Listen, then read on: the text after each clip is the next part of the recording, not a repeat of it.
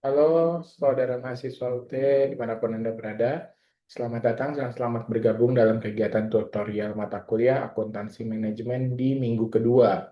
Capaian pembelajaran di mata kuliah ini diharapkan Anda mampu mengerti dan memahami terminologi dasar yang berkaitan dengan cost, mengklasifikasikan berbagai jenis cost berdasarkan berbagai tujuan penggunaan oleh manajemen, menjelaskan konsep cost assignment atau penetapan cost pada satu objek cost, mendefinisikan perilaku cost aktivitas, dapat digunakan berbagai metode untuk memisahkan cost campuran. Sumber belajarnya dari modul 2, ya, lihat buku panduannya, jangan lupa.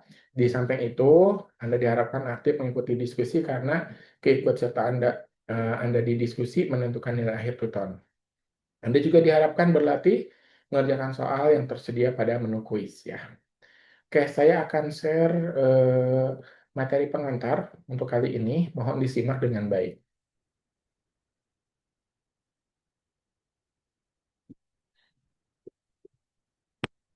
Oke, konsep dasar dari perilaku cost ya.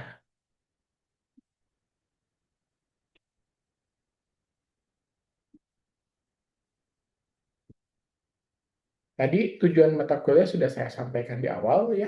Jadi konsep dasar, terminologi, dan klasifikasi cost ini ditujukan untuk memperoleh berapa nilai dari cost produk. Namun makna dari cost produk itu sendiri tergantung dari tujuan manajer.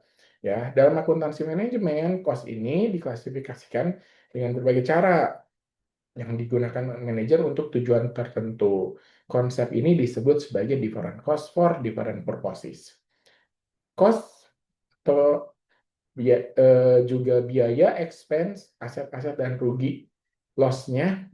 Nah, cost ini adalah nilai kas yang setara yang dikorbankan untuk memperoleh barang atau jasa. Diharapkan bisa memberi manfaat bagi organisasi di masa yang akan datang. Kalau expense, ini beban nih. Nah, dalam kamus tidak ada penjelasannya sebagai yang mengartikan expense sebagai beban. Nah, beban atau burden load, memang benar biaya itu akan menjadi beban karena mengurangi pendapatan ya. Jadi expense itu beban bagi pendapatan. Aset ini yang diberikan ternyata tidak menghasilkan manfaat apapun, tidak dapat digolongkan baik sebagai cost maupun biaya. Nah, ini bisa diklasifikasikan sebagai loss atau rugi. Contohnya nih, bahan habis pakai yang digunakan menghasilkan pendapatan akan rusak. Nah, terendam air misalkan ya. Nah, itu akan menderita kerugian, kerusakan bahan habis pakai. Dengan demikian, kita dapat gambaran bahwa pengaruh dari masing-masing kos, biaya, dan rugi terhadap laporan keuangan. Ini sangat berpengaruh. Jumlah atas aset yang ditukar dengan aset lain, yang mana merupakan kos juga akan tercermin dalam neraca. Biasanya seperti itu. Biaya ini masuk dalam laporan laba rugi, bagian dari operasional, karena telah dikeluarkan dalam rangka memperoleh pendapatan. Sedangkan rugi ini akan masuk ke dalam laporan laba rugi, bagian dari non-operasional. Klasifikasi kos dari pandangan akuntansi manajemen. Kos itu bisa dipandang dari segi basis elemen produk, bisa juga dari fungsional dalam perusahaan, atau bisa dipandang dari hubungan dengan objek kos. Yang dimaksud dengan hubungan di sini adalah kaitan dengan mudah tidaknya suatu kos ditelusuri dari objek kosnya. Kos itu dipandang juga dari segi waktu atau periodenya, pembebanannya. Nah, klasifikasi ini disebut sebagai dari segi penyusunan laporan keuangan gitu ya. Nah, cost ini dipandang juga sebagai perilaku atau behavior, maksudnya adanya perubahan volume di setiap kegiatan bisnisnya. Nah, dipandang juga sebagai keterkendalian, yaitu ada tidaknya pengaruh atau intervensi di manajemen. Cost juga dipandang dari segi tujuan perencanaan pengendalian dan pengambilan keputusan. Nah, selain dari segi karakteristik, cost dihubungkan dengan keluarannya, cost juga dipandang sebagai tujuan dari manajemen atau manajemen objektif. Nah, cost juga bisa berdasarkan periode akuntansi. Konsep dasar perilaku cost dan analisis aktivitas gitu ya, dengan model menggunakan sumber daya. Jika suatu cost jumlahnya tidak berubah, sementara tingkat aktivitasnya bertambah atau berkurang, maka cost tersebut disebut sebagai cost tetap. Jika cost jumlahnya secara total berubah sejalan dengan perubahan tingkat aktivitas bisnis, maka cost tersebut disebut cost variabel. Jadi ada cost tetap, ada cost variabel. Jika cost mencerminkan kedua karakteristik perubahan tersebut, maka disebut sebagai mixed cost atau cost campuran.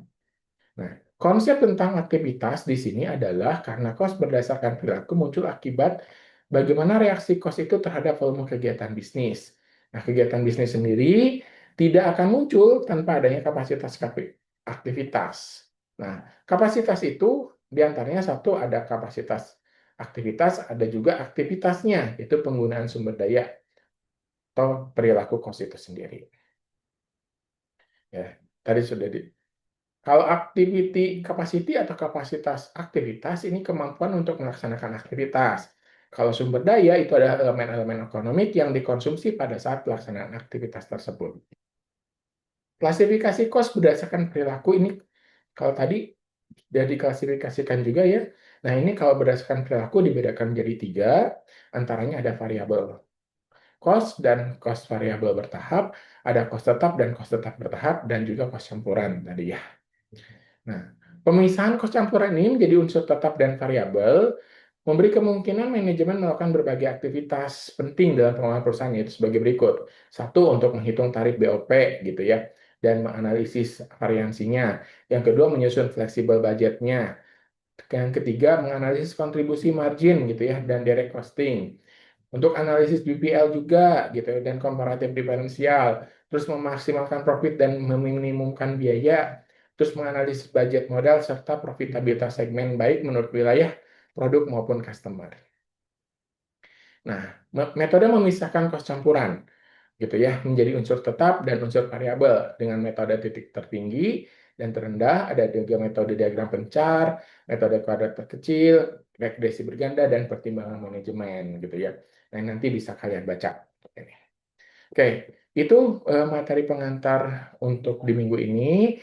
Jangan lupa untuk kalian kerjakan, perhatikan diskusinya dan dikerjakan, dan juga jangan lupa untuk latihan soal. Sekian, terima kasih, sampai jumpa di minggu depan.